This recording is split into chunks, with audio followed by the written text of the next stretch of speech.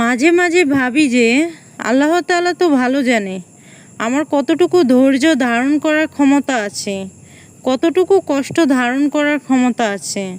আমার কাছে যদিও মনে হয় আমার এত বেশি কষ্ট, এত বেশি দুঃখ যা আমি সহ্য করতে পারি না, কিন্তু আবার যখন মনে হয় যে আল্লাহ তাআলা তো নিশ্চয়ই আমার সহ্যের সীমানার বাহিরে কোনো কিছু দেন না।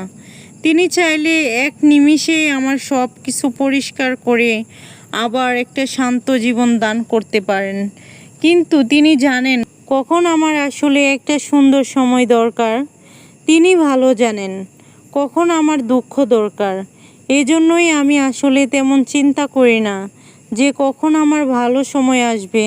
শুধু এইটুকু আমি জানি, আল্লাহ তাআলা বলেছেন যে অচিরেই তোমাকে এত বেশি দিব যে তুমি খুশি হয়ে যাবা।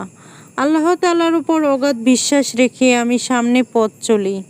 এজন্যই আমার কাছে মনে হয় যে আমার জীবনে যত দুঃখ আসুক, যত কষ্ট আসুক, সব কিছু আল্লাহ তাআলার পক্ষ থেকে নির্ধারিত।